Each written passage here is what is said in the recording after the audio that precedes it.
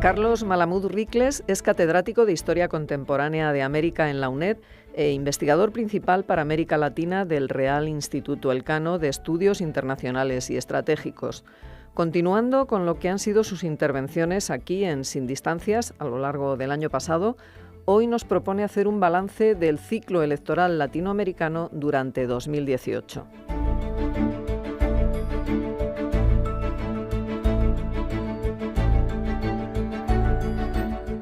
Hola, muy buenas. Como dijimos en su momento, entre fines de 2017 y fines de 2019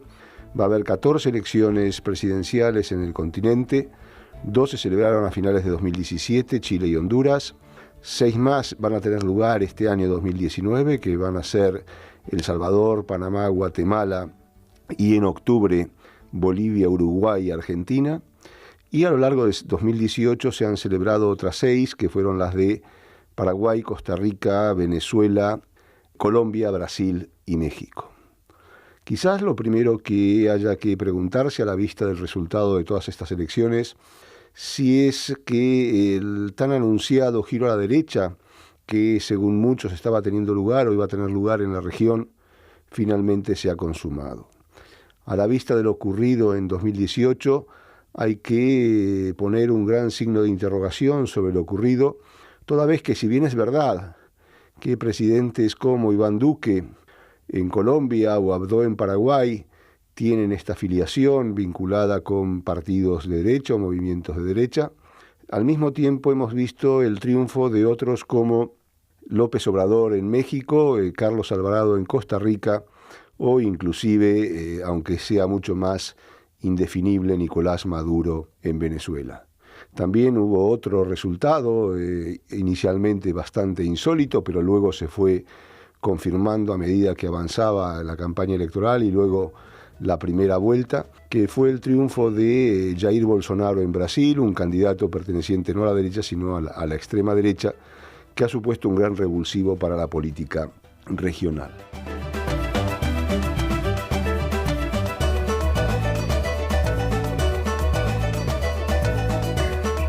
¿En qué contexto tuvieron lugar todos estos procesos electorales? Quizás la mayor nota común a todos ellos es que se han celebrado en un contexto de creciente desafección con la democracia. La satisfacción de los ciudadanos con los procesos democráticos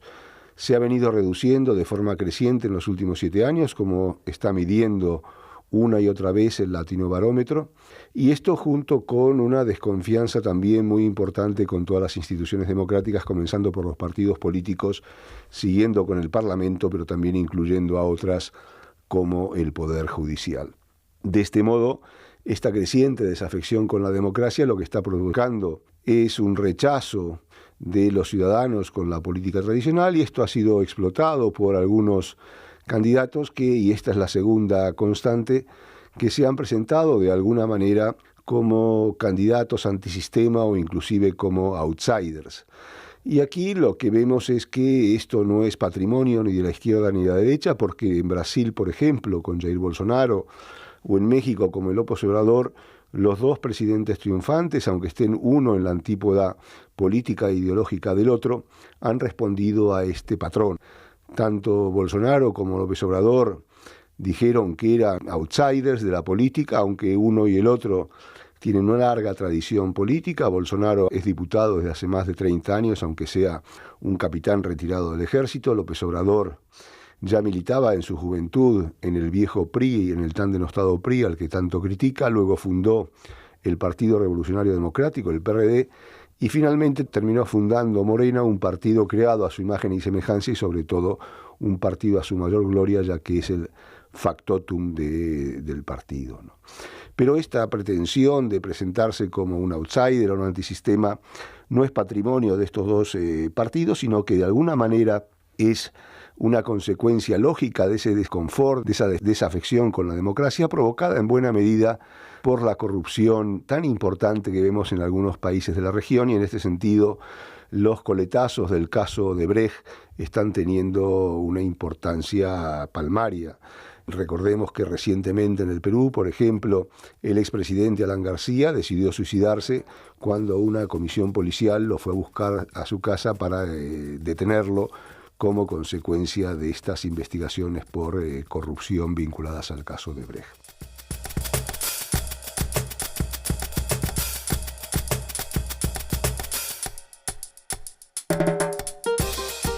Pero aquí no terminan las notas comunes a estos procesos electorales, hay también otras, como por ejemplo que por lo general estas elecciones presidenciales, generalmente acompañadas de elecciones parlamentarias, han dado lugar a parlamentos muy fragmentados. En este sentido, lo que vemos es que hay una sobrerepresentación política, el número de partidos se incrementa y esto dificulta la gobernabilidad. Hay una evidente excepción en todos estos procesos electorales, ya que en México, contra corriente y contra pronóstico y contra todo lo que señalaban o apuntaban las encuestas, López Obrador obtuvo no solamente una aplastante victoria ya en la primera vuelta, en México no hay segunda vuelta, sino también que obtuvo amplias victorias tanto en el Congreso como en el Senado de la Federación Mexicana, lo que le otorga a López Obrador un amplio margen de maniobra para imponer algunas reformas con las que tanto ansía. Junto a esto hay otra nota que es importante, que es la emergencia de las iglesias evangélicas. Estas se han convertido en una nota dominante y muy característica de la política latinoamericana en los últimos años. Inicialmente, estas iglesias evangélicas tenían un protagonismo político electoral a nivel local, generalmente en ayuntamientos, en municipios. Luego pasaron al nivel de los estados o las provincias, pero hoy se los ve con mucha fuerza en la política nacional. De hecho, en Costa Rica, el vencedor Carlos Alvarado se tuvo que enfrentar con Fabricio Alvarado en una segunda vuelta bastante disputada, y este candidato que enfrentó al triunfador del partido gobernante era un pastor evangélico que traía una agenda en contra de lo que ellos denominan la ideología de género, pero también una agenda antiaborto, anti-inseminación artificial, en contra del divorcio, etcétera, etcétera. Y este predominio de las iglesias evangélicas lo vimos confirmado en otros países, como por ejemplo en Brasil, donde las iglesias evangélicas fueron un factor dominante en la elección, a tal punto que en Brasil se habló de las 3B como una de las herramientas que garantizó el triunfo de Bolsonaro, que eran 3 grupos de presión muy importantes. Una de las B, la primera B, era la Biblia, que correspondía a las iglesias evangélicas. La segunda B era la de buey, por el sector ganadero, tanto los propietarios de grandes extensiones de tierra como los dueños de frigoríficos, grandes exportadores de carne. Y la tercera B, la B de bala, que eran los grupos partidarios de mano dura en la lucha contra la violencia y el crimen organizado, que es uno de los grandes problemas no solo de Brasil, sino del resto del continente. Y estos 3 grupos, el de la Biblia, el del buey y de la bala, respaldaron a Bolsonaro.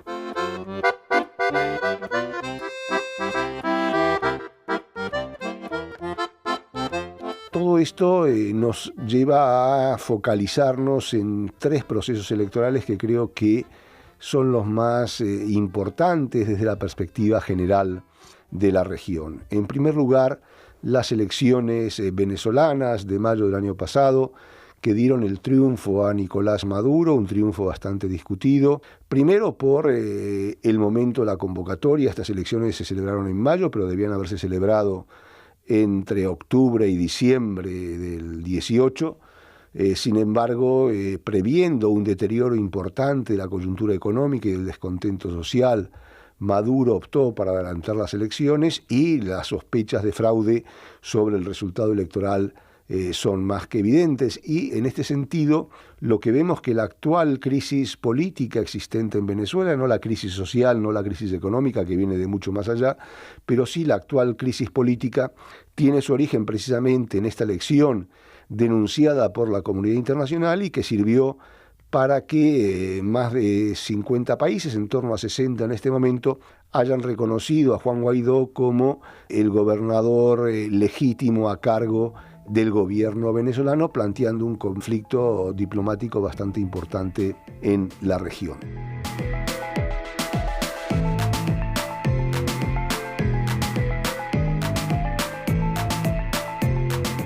Las otras dos elecciones que vale la pena rescatar por el tamaño y por la trascendencia de los países son el de Brasil y de México. Esto no quiere decir que olvidemos lo ocurrido en Paraguay o en Colombia o en Costa Rica, pero sí que se trata de los dos mayores países, tanto por su superficie como por la población, como por el potencial económico de los mismos. Son las dos grandes potencias regionales. Y en ambos casos recogiendo un fuerte sentimiento anticorrupción, una fuerte desafección con la democracia, la necesidad de plantear grandes reformas, surgieron dos candidatos que se terminaron imponiendo, pero situados, como decía antes, en las antípodas políticas ideológicas. Bolsonaro ubicado en la extrema derecha, López Obrador en la izquierda, pero los dos con una gran cantidad de puntos comunes más allá de las evidentes diferencias. Ahora, lo que ocurre es que en ambos casos la elección de Bolsonaro como la de López Obrador va a plantear una serie de desafíos, no solamente para la política interna de sus respectivos países, sino también para los equilibrios regionales. Desde el punto de vista interno, la gobernabilidad en México es mucho más sencilla que en Brasil, toda vez que López Obrador tiene un control muy importante del Parlamento, pero también conoce y maneja con mucha mayor eficacia los recovecos de la política y el sistema de partidos, mientras que Bolsonaro, que si bien es un diputado que, como decía antes, tiene más de 30 años de actividad parlamentaria, sin embargo, su conocimiento de las claves político-partidarias es muy limitado, lo que hace que su situación sea complicada, y esta complicación se ha visto agudizada de alguna manera por las importantes divisiones que corren tangenciales a su propio gobierno, y en este sentido podemos encontrar 3 o 4 grandes grupos que fragmentan al gobierno brasileño. Por un lado, el bloque más ideológico formado por los 3 hijos de Bolsonaro, más el propio Bolsonaro, y una especie de gurú, un astrólogo luego reconvertido en filósofo que vivió en Virginia, en Estados Unidos, Carvalho. Pero junto con este identificamos también, por un lado, a los militares, que paradójicamente se han convertido en el sector más pragmático y posibilista del régimen, de alguna manera el contrapeso a ese sector más ideológico que aboga por un rearme del Estado y de la policía para frenar a la violencia, pero también por combatir a la violencia de género y por instalar un gobierno mucho más ideológico, cercano a los planteamientos de los populismos de derecha en Europa.